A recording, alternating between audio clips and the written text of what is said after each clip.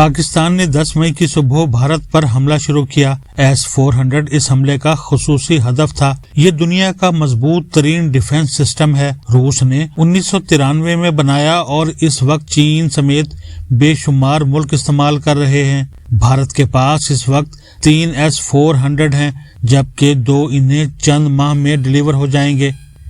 ان میں سے ایک چین کی سرحد پر نصب ہے، جبکہ 2 پاکستان کی سرحد پر ہیں۔ ایک آدم پور اور دوسرا بھوج میں تھا۔ اس سے چاروں طرف 400 کلومیٹر اور فضا میں لاکھ فٹ تک کوئی چیز پوشیدہ نہیں رہ سکتی۔ یہ ایک وقت میں 300 ٹارگٹس کو ٹریک کر سکتا ہے اور 36 ٹارگٹس ایک سیکنڈ میں تباہ کر سکتا ہے۔ S-400 پورا سسٹم ہے۔ اس کے اندر لانگ رینج ملٹی ٹارگٹ زمین سے فضا تک مار کرنے والے میزائل ہوتے ہیں۔ اپنا ریڈار سسٹم ہوتا ہے اور اس کے ساتھ درجنوں دیگر چیزیں ہوتی ہیں۔ یہ پورا سسٹم اہم ہے، لیکن اس کا مغز اس کے نیچے موجود اس کے کمپیوٹر ہیں۔ اس کی ٹنلز اور ریڈار ختم ہو جائے تو اس کا زیادہ نقصان نہیں ہوتا۔ اس کا اصل نقصان اس کا مغز اڑانا ہے، اور پاکستان نے 10 مئی کی صبح یہ اڑا دیا۔ ایسے ڈیفنس سسٹم کو ٹریس کرنا پہلا چیلنج ہوتا ہے۔ انڈیا آدم پور میں اسے روزانہ ٹرکوں میں لاد کر مختلف مقامات پر شفٹ کرتا رہتا تھا۔ یہ صبح اسے لے جاتا تھا اور رات کے وقت خفیہ طریقے سے اسے واپس لے آتا تھا۔ پاکستان اس چال سے واقف ہو گیا۔ دوسرا، ہم یہ جانتے تھے ہم اگر S-400 کے ریڈار پر ٹریفک زیادہ کر دیں گے تو یہ کنفیوز ہو جائے گا، اور اس کنفیوژن کا فائدہ اٹھا کر ہم اسے اڑا دیں گے، اور پاکستان نے اس پر ڈرونز اور میزائلوں کی بوچھاڑ کر کے اسے پہلے کنفیوز کیا اور پھر اڑا دیا۔ یہ بھارت کا بڑا نقصان تھا۔ پاکستان سے آج بھی نیٹو کی ریسرچ ٹیم 2 سوال کرتی ہے: تم نے S-400 کو ٹریس کیسے کیا تھا اور پھر تباہ کیسے کیا تھا؟ رافیل کی طرح یہ بھی دنیا میں پہلی مرتبہ تباہ ہوا تھا۔ یوں پاکستان نے 7 مئی سے لے کر 10 مئی تک 3 دنوں میں 3 بڑے ملکوں کی وار ٹیکنالوجیز کا جلوس نکال دیا۔ فرانس کا رافیل، اسرائیل کے ہاروپ ڈرونز اور روس کا S-400، اور اس کے ساتھ ساتھ پاکستان نے الیکٹرک وارفیئر میں بھی نئی تاریخ رقم کر دی۔ پاکستان نے انڈیا کا بجلی سسٹم ہیک کر لیا تھا، اور یہ اس کے ذریعے ڈیمز کے سپل ویز کھول دیتا تھا اور پوری ریاست کی بجلی بند کر دیتا تھا۔ پاکستان نے ایک وقت میں 70% انڈیا میں بلیک آؤٹ کر دیا۔ ان کا ڈیفنس کمیونیکیشن سسٹم بھی ہیک ہو گیا۔ یہ لوگ کس وقت کیا کر رہے ہیں پاکستان کو یہ تک معلوم تھا۔ انڈیا کا GPS بھی کنٹرول کر لیا گیا تھا۔ ان کے پائلٹس کے فون بھی ہیک ہو گئے تھے۔ مثلاً پاکستان کو 7 مئی کے حملے کی لیڈ ان کے ایک پائلٹ کے ذریعے ملی تھی۔ پائلٹ کی گرل فرینڈ کا فون ہیک تھا۔ وہ اس سے بار بار پوچھ رہی تھی تم کب آؤ گے۔ 6 مئی کی شام اس نے اسے بتایا بس آج کی رات میرا کام مکمل ہو جائے گا اور میں کل آپریشن کے بعد چھٹی لے کر آ جاؤں گا۔ اس کے ایک فکرے نے پاکستان کو بتا دیا آج رات رافیل بھی آ رہے ہیں اور حملہ بھی ہو رہا ہے۔ لہٰذا جب حملہ ہوا تو پاکستانی پائلٹس پہلے سے تیار تھے اور انہوں نے ایک ہی حملے میں انڈیا کے 7 طیارے گرا دیے۔ پاکستان نے انڈین پائلٹس کی کمیونیکیشن بھی ہیک کر لی تھی۔ اسلام آباد میں ان کی تمام گفتگو سنی اور ریکارڈ کی جا رہی تھی۔ ان کا ریڈار، سیٹلائٹ اور آپس کا رابطہ بھی کاٹ دیا گیا، اور آخر میں 10 مئی کو برنالہ میں بھارتی ایئر فورس کا کمانڈ اینڈ کنٹرول سسٹم بھی تباہ کر دیا گیا، اور یہ بھارت کا S-400 کے بعد بڑا نقصان تھا۔ بھارت نے 8 اور 9 مئی کو پاکستان پر برہموس داغنا شروع کر دیے تھے۔ پاکستان نے یہ بھی ہیک کر لیے، چنانچہ آدھے سے زیادہ برہموس انڈین پنجاب میں گر گئے اور وہاں تباہی پھیلا دی، جبکہ ایک برہموس پاکستان کے اوپر سے گزر کر افغانستان میں بھی جا گرا۔ چنانچہ 7 اور 10 مئی بھارت کے لیے خوفناک خواب بن کر رہ گیا۔ 10 مئی کو ایئر فورس اور پاک فوج دونوں نے مل کر حملہ کیا تھا۔ پاک فوج فتح 1 اور فتح 2 داغ رہی تھی، جبکہ ایئر فورس JF-17 سے میزائل پھینک رہی تھی، یہاں تک کہ بھارت نے 5 ملکوں کو سیز فائر کے لیے درمیان میں ڈال لیا۔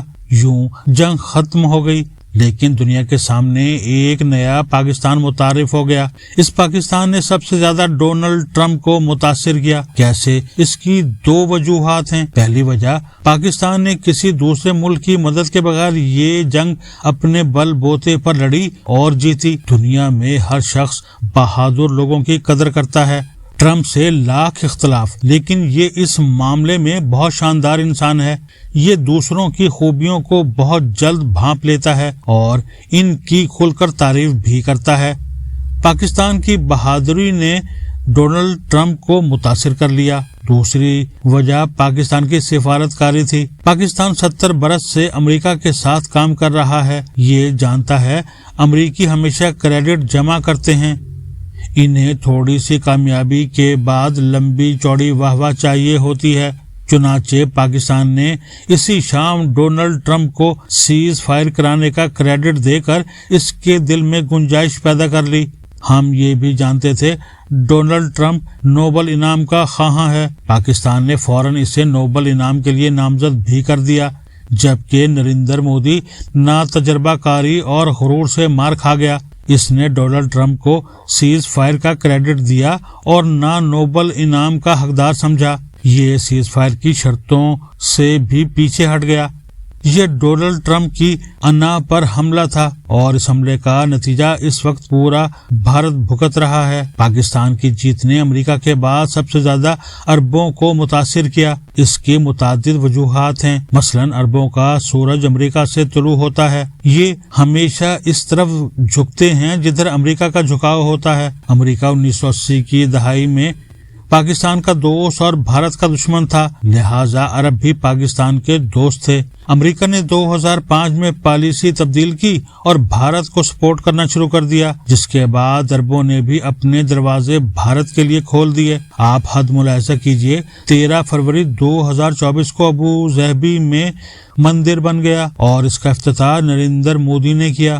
جنرل منوج مکنڈروا سعودی عرب کا دورہ کرنے والے پہلے آرمی چیف ہیں۔ یہ 6 دسمبر 2020 کو ریاض گئے اور ان کی وہاں اعلیٰ ملٹری حکام سے ملاقاتیں ہوئیں۔ عرب آج تک چین اور روس کے قریب نہیں آئے۔ کیونکہ امریکہ انہیں ناپسند کرتا ہے۔ مئی کی جنگ کے بعد جب عربوں نے دیکھا ڈونلڈ ٹرمپ پاکستان زندہ باد کہتے نہیں تھک رہا تو یہ بھی ہم پر مہربان ہو گئے۔ دوسرا، پاکستان قربانی دینے اور لڑنے والا ملک ہے۔ ہم نے بھارت کے ساتھ 5 جنگیں لڑی اور اپنا سکہ منوایا۔ ہمارے علاوہ کسی اسلامی ملک میں ایسا وار سٹیمنا نہیں۔ تیسرا، عرب ملکوں کی آبادی کم، دولت زیادہ اور ہمت انتہائی کم ہے۔ ان کے عام سپاہی بھی ٹریننگ کے لیے لینڈ کروزر پر اکیڈمی جاتے ہیں۔ دنیا جہاں کے جدید ترین طیارے اور میزائل ان کے بیسز پر کھڑے ہیں، لیکن انہیں چلانے والا کوئی نہیں۔ یہ بھاری تنخواہیں دیتے ہیں لیکن ان کی نوجوان نسل فوج میں بھرتی نہیں ہوتی، اور اگر کسی مجبوری کی وجہ سے یہ ہو جائے تو یہ ٹف ٹریننگ سے گھبراتے ہیں۔ چنانچہ انہیں ہر دور میں ٹرینڈ آرمی کی ضرورت رہی، اور پاکستان کا جوان ٹف بھی ہے، ٹرینڈ بھی، اور جان دیتے ہوئے بھی نہیں گھبراتا۔ مئی کی جنگ نے یہ ایک بار پھر ثابت کر دیا۔ 4 عرب ملکوں میں تمام دفاعی آلات اسرائیلی امریکی کمپنیوں نے نصب کیے ہیں۔ عرب آرڈر امریکی کمپنیوں کو دیتے تھے لیکن آلات لگانے کے لیے اسرائیلی آتے تھے، لہٰذا اسرائیلی عربوں کی گولیوں کی تعداد تک سے واقف ہیں۔ اور 5ویں وجہ، پاکستان عربوں کو قریب، سستا اور آسان پڑتا ہے۔ سعودی عرب نے ہم سے 1984 میں دفاعی معاہدہ کیا تھا، ہم نے 41 برسوں میں اس میں کامے اور فل سٹاپ کی تبدیلی کا مطالبہ بھی نہیں کیا۔ 1984 سے ہمارے افسر اپنی رہائش گاہ کا خود بندوبست کرتے ہیں، انہیں سرکاری رہائش نہیں ملتی۔ 1984 سے انگریزی کے ڈاکومنٹس عربی زبان میں ترجمہ کر کے سعودی دفتروں میں جمع کرائے جاتے ہیں، اور سعودی عرب جانے والے جوانوں اور افسروں کو عربی زبان میں کانٹریکٹ دیا جاتا ہے۔ یہ آج تک جوں کا توں ہے۔ اس دوران دنیا بدل گئی۔ ٹائپ رائٹر کی جگہ کمپیوٹر اور لینڈ لائن کی جگہ اسمارٹ فون آ گیا، لیکن یہ معاہدہ ٹائپ شدہ اور جوں کا توں رہا۔ مئی 2025 کی جنگ سے قبل ہمارا کوئی افسر رہائشی یا اضافی سہولت کی بات کرتا تھا تو اسے جواب دیا جاتا تھا ہم ویژن 2030 کے تحت یہ کانٹریکٹ ختم کر رہے ہیں، آپ 3-4 سال کے مہمان ہیں، یہ وقت خاموشی سے گزارا کر لیں۔ لیکن پھر 3 واقعات ہوئے اور اربوں کا رویہ بدل گیا۔ مئی میں پاکستان نے بھارت کا بھرکس نکال دیا۔ 13 جون 2025 کو اسرائیل نے ایران پر حملہ کر دیا۔ ایران کے جوابی حملے نے اسرائیل کو ہلا کر رکھ دیا اور 9 ستمبر کو اسرائیل نے قطر پر حملہ کر دیا اور اس حملے نے عربوں کو ری تھنک پر مجبور کر دیا۔